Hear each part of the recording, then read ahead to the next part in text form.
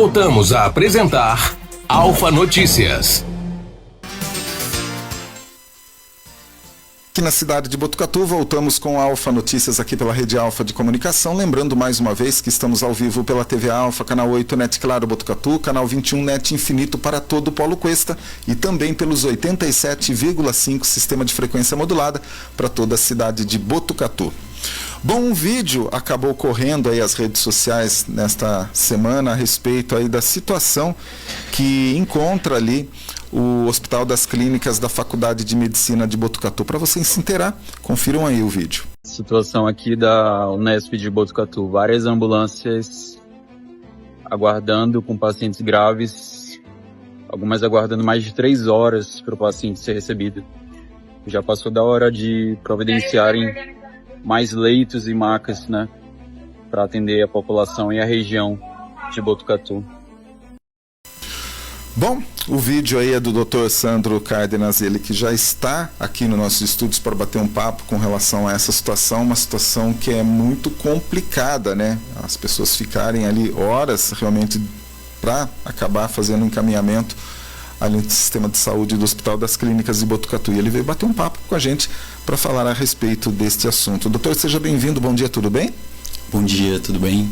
A situação ali, doutor, no Hospital das Clínicas, nessa questão aí desse tempo de espera em ambulância é bem complicado e bem perigoso também, né, doutor? Com certeza. No dia desse vídeo em específico, eu não pretendia fazer nenhum vídeo assim, mas eu fiquei realmente revoltado com a situação. Um colega médico estava ali há mais de 3 horas aguardando, e muitas vezes quando o colega ele tem que sair para transferir um paciente, os pacientes da região, do local, eles ficam sem assistência.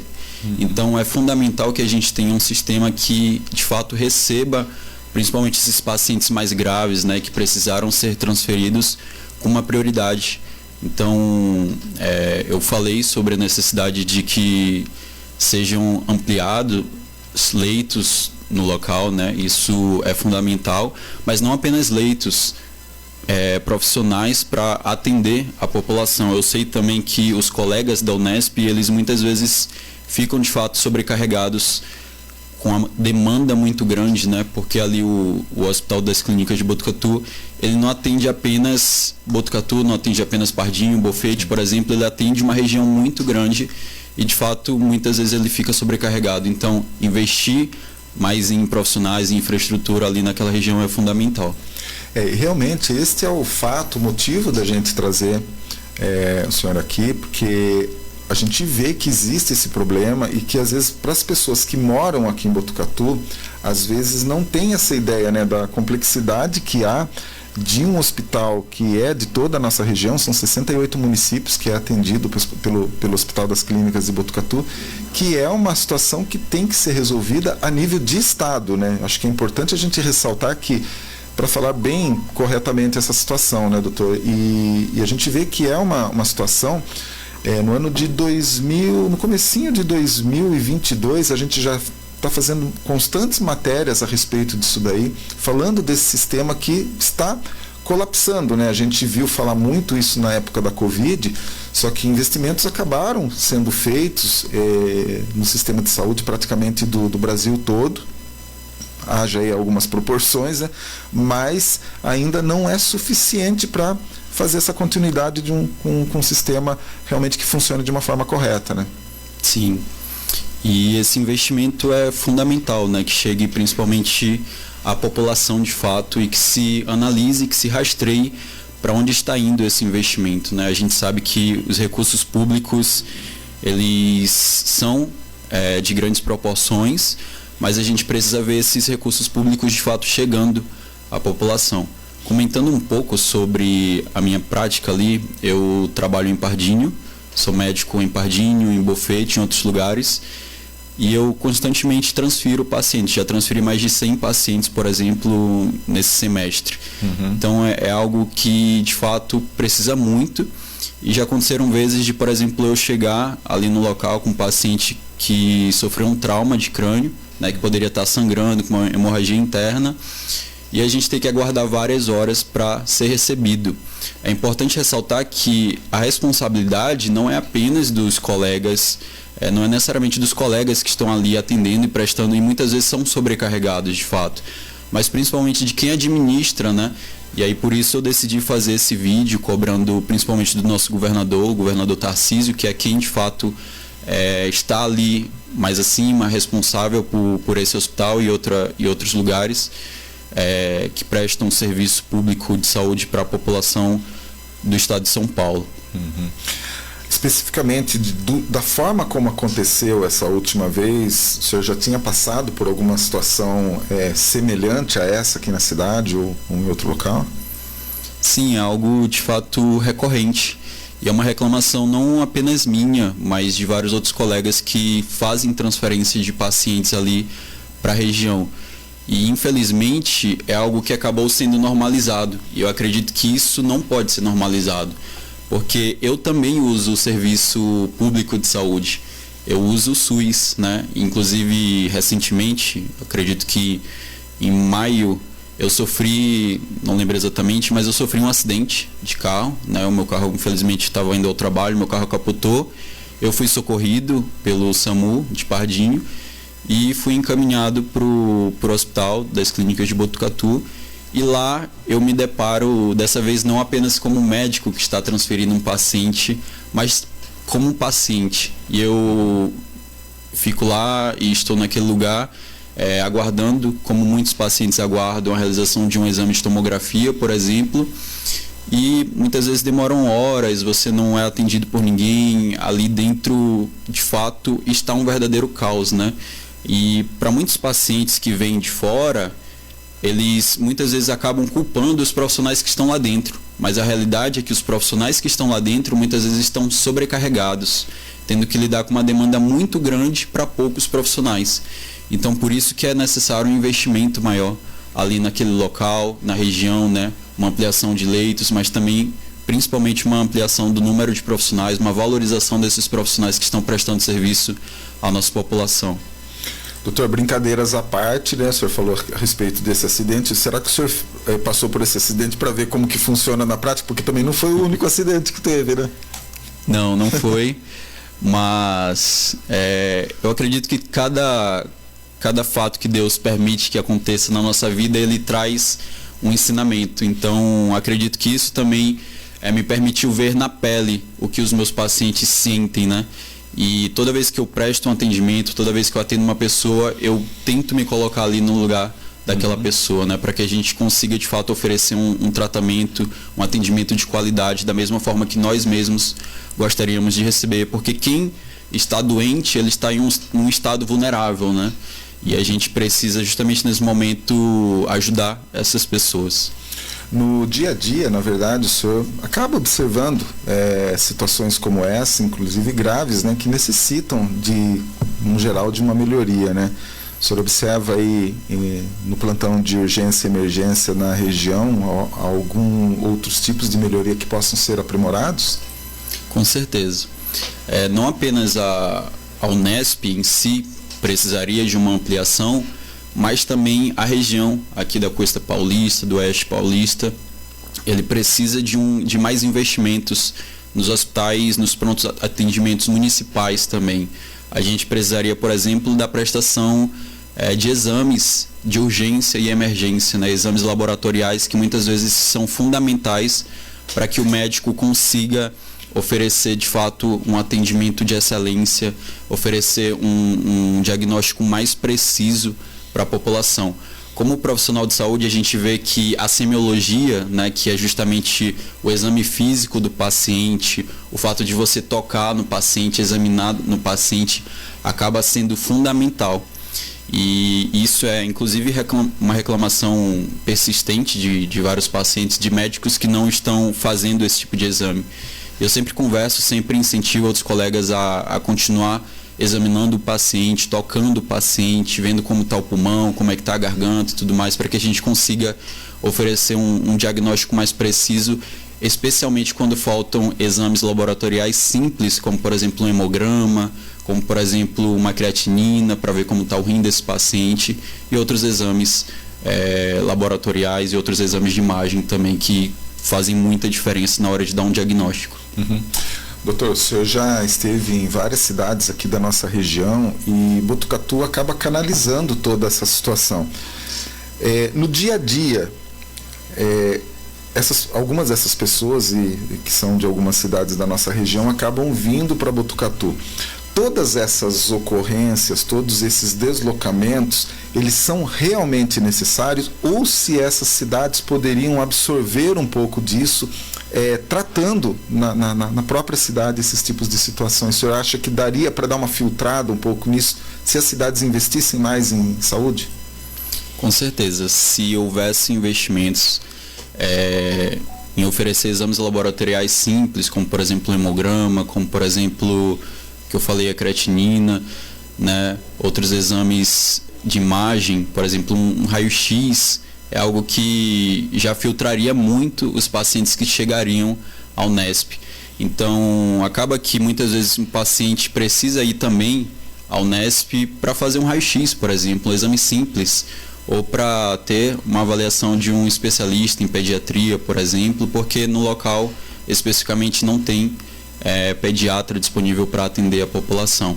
É claro que é uma análise um pouco mais ampla que precisa ser observada. Por exemplo, municípios muito pequenos como Pardinho tem uma população muito restrita e a gente teria que ver até que ponto valeria a pena ter esse investimento, né?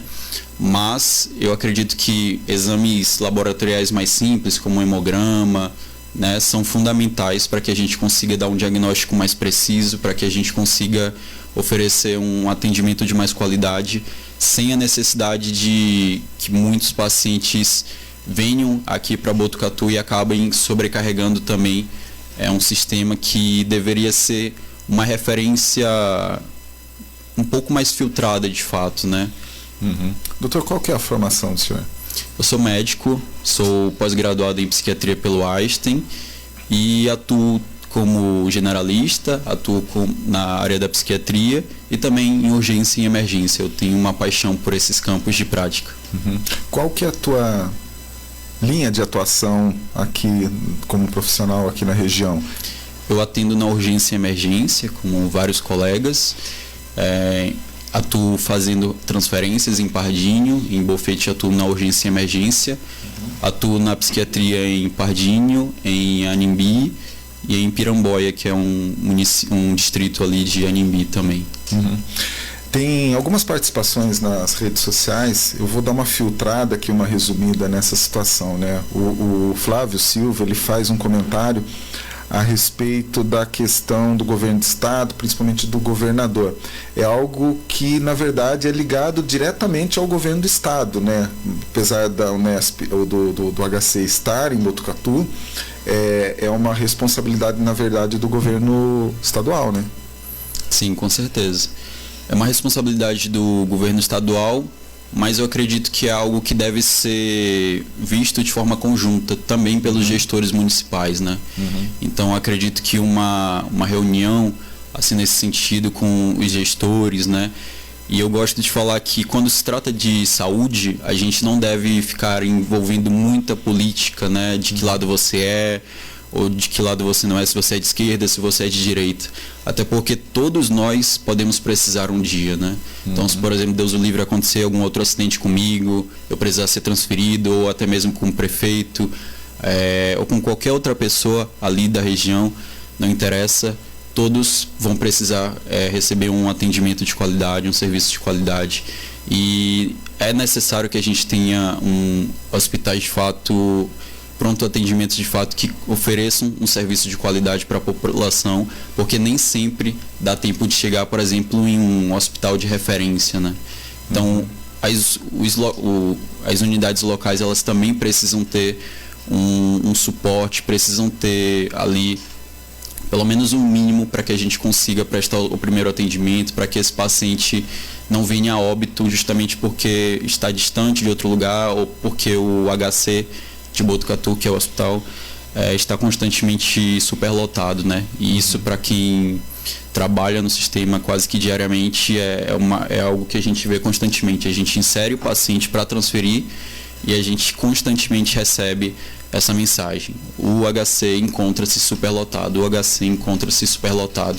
Então a gente compreende que existe sim a necessidade de haver uma ampliação e existe sim a necessidade do governador, o Tarcísio, olhar mais para a região, né, para ampliar os investimentos em saúde pública de qualidade aqui na região.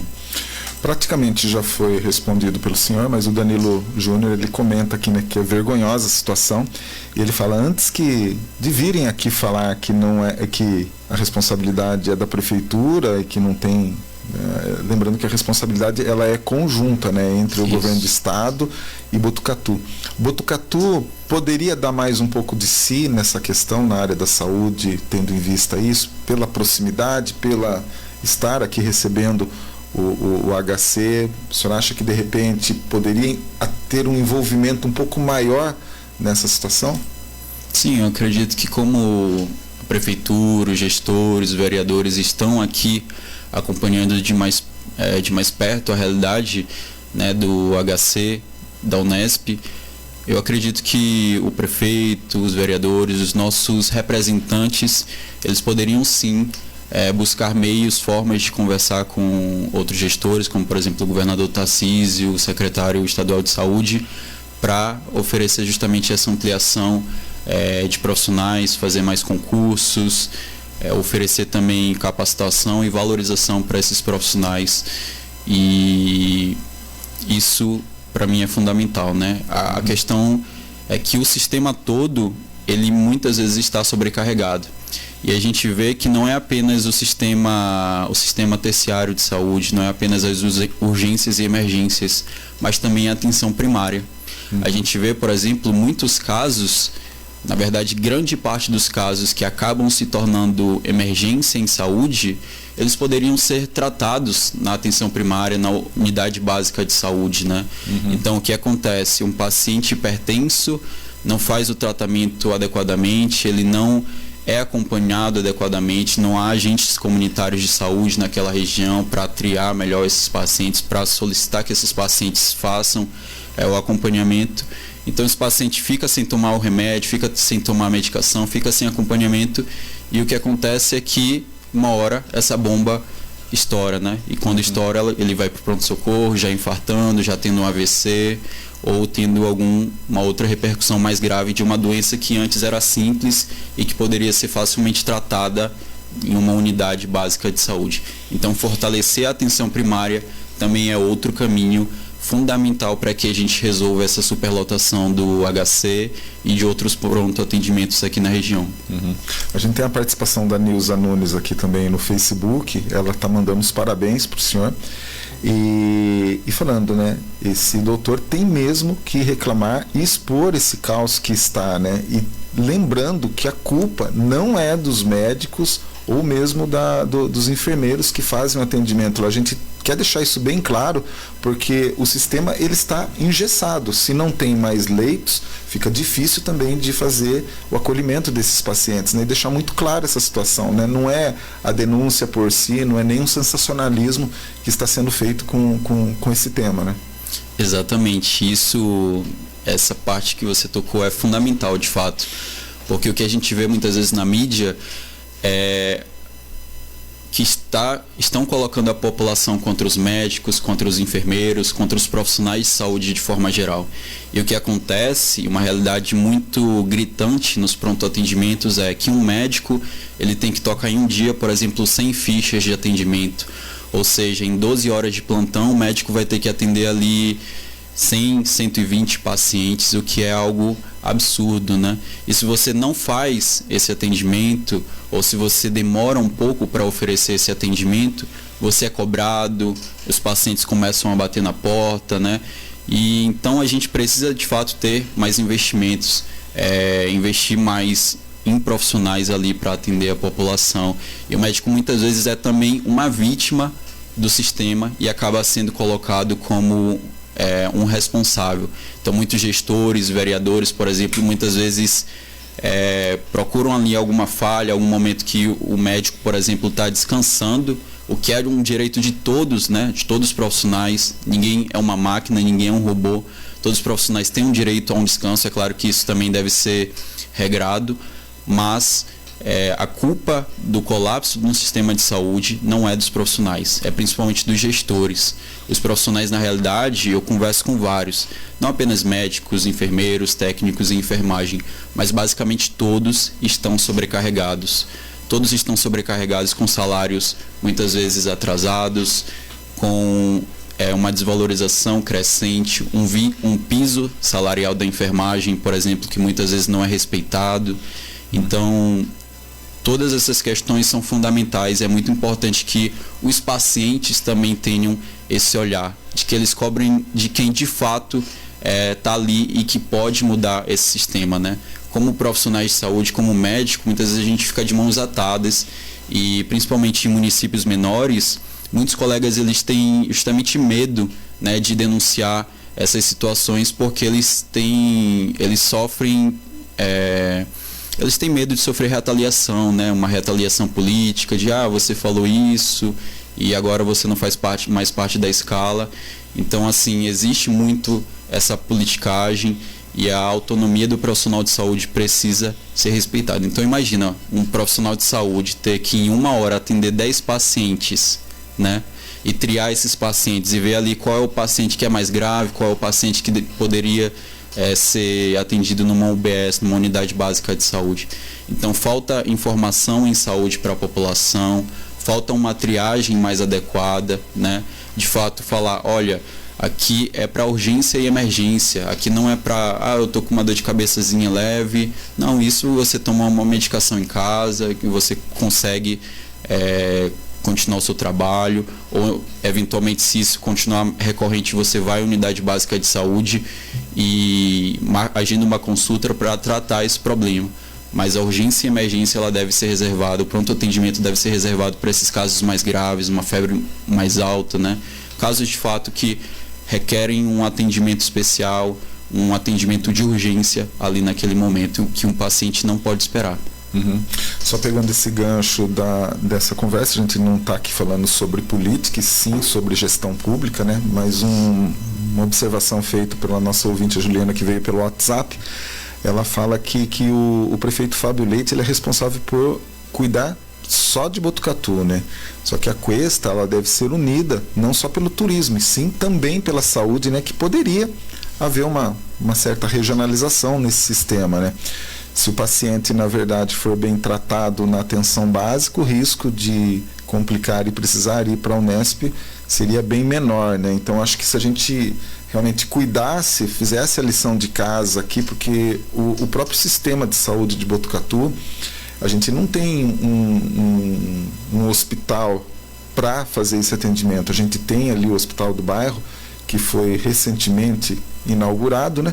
Mas não tem essa função específica, né? E às vezes até falta instrução à população em casos que são triados para ir para a Unesp. Nem tudo é na Unesp, nem tudo é no pronto-socorro, e às vezes são coisas que poderiam ser tratados com mais informação, né? Exatamente. Então, fazer educação em saúde de fato é essencial, né? E isso é algo que eu converso com alguns colegas que são políticos, prefeitos, vereadores. Eu falo, olha, tem que se ter muito cuidado, porque assim, trabalhando em municípios menores, a gente vê que existe muito uma questão política, né? De um paciente que, por exemplo, está com dor de cabeça e ele quer ser atendido antes de um paciente que está infartando. Aí, se você demora um pouco a atender esse paciente, porque você está atendendo um paciente que está infartando, ele já fala, não, vou ligar para o prefeito, eu vou ligar para o vereador, eu sou amigo do vereador, eu sou amigo do prefeito. E isso é algo que é totalmente absurdo, porque na saúde não deve existir isso. Na saúde, os médicos e os enfermeiros, eles devem ter autonomia para que eles vejam quais são os casos de fato baseado na ciência e não em amizade, em companheirismo, mas baseados na ciência, o que deve ou não ser priorizado, né? Então, essa questão é de fato fundamental, e também que haja de fato, como você mencionou, essa regionalização, né, aqui da Costa Paulista, ou seja, são municípios muito próximos. Pardinho, por exemplo, onde eu moro, está a 20 minutos aqui de Botucatu, 15 minutos às vezes você consegue já chegar aqui. Então havendo essa regionalização, esse diálogo, esse incentivo mútuo, né, de investimentos na atenção primária, de valorização do profissional médico de saúde, dos enfermeiros, dos técnicos, tudo isso é fundamental para que a gente tenha um sistema de saúde melhor. E outra coisa que eu vejo como fundamental é também que fazem parte dos princípios do SUS, né? O SUS, na realidade, ele é universal. Ele busca justamente essa universalidade de atender a todos. A gente sabe que no artigo 168 da Constituição, a saúde é um direito de todos e é um direito que deve ser respeitado. Então, deve-se, de fato, investir nos profissionais. A gente deve buscar também valorizar os profissionais que estão ali na região com a gente, né? O que acontece muitas vezes é que, por exemplo, na atenção primária, esse é um outro problema importante e que eu considero como grave. A atenção primária, ela acabou sendo um lugar que o médico ele está ali só de passagem. Então ele fica ali 6 meses, fica ali 1 ano e depois vai embora. Mas na realidade a atenção primária, e agora tem se trabalhado a questão da medicina de família e comunidade, é fundamental, né, para que a gente consiga, para que o médico conheça melhor a população ali do local, conheça quais são as demandas daquela população, o que eles mais sofrem, entende, conheça de fato a realidade daquela população e de fato consiga ajudar com mais precisão. E para isso é muito importante que se invista na fixação desses profissionais de saúde. Então, eu formei na Federal do Maranhão, na Universidade Federal do Maranhão, passei num concurso chamado Médicos pelo Brasil, e aí você poderia escolher vários lugares do Brasil para trabalhar, e escolhi especificamente a cidade de Pardinho para trabalhar. E esse era um programa muito bom que a gente tinha justamente porque ele buscava fixar o médico ali no local. Infelizmente, por questões particulares, eu acabei tendo que sair, mas depois eu retornei porque eu vi que Pardinho era uma cidade que precisava muito ali de um médico atendendo mais diretamente a população, vendo as demandas da população, e é isso que eu estou buscando fazer ali pela nossa cidade, Pardinho, que é uma cidade que eu tenho um amor muito, muito grande. Pardinho é capital de Botucatu, viu?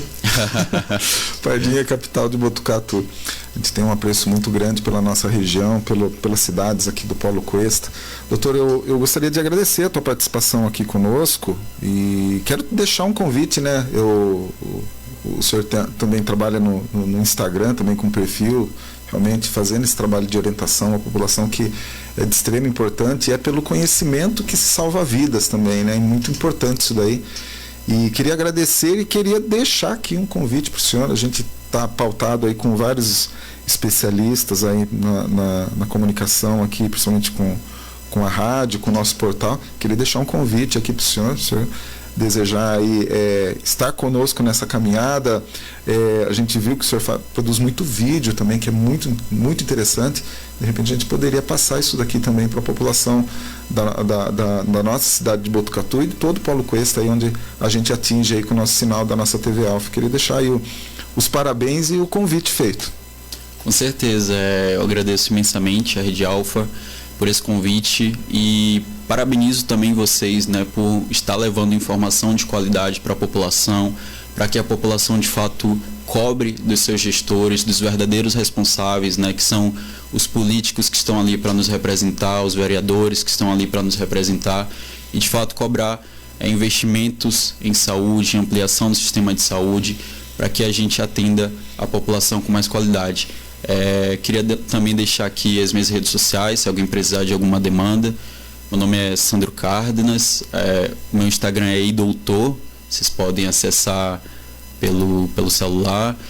E fica o convite também para vocês conhecerem a nossa clínica lá em Pardinho, que a gente abriu recentemente, Doutor Saúde e Bem-Estar, para a gente estar oferecendo um serviço de mais qualidade à população também e desafogando um pouco o sistema público de saúde, que muitas vezes é superlotado, né? Muito bom. Então, a gente agradece aí ao Dr. Sandro Cárdenas pela participação hoje aqui no Alfa Notícias, e a gente vai ficando por aqui com mais uma edição do Alfa Notícias. Eu prometo voltar amanhã a partir das 8 horas aqui pelos 87,5 pela TV Alfa, canal 8 NET Claro, e também pelo canal 21 NET Infinito. Um forte abraço, obrigado a vocês aí pela participação. Eu volto aí à 13h com o Máquina do Tempo aqui pelos 87,5. Forte abraço, até mais. De segunda a sexta, das 8 às 10 da manhã, Alfa Notícias. Alfa Notícias. Alfa FM. Tudo aconteceu, tudo muito rápido, de como está levando o mundo a refletir.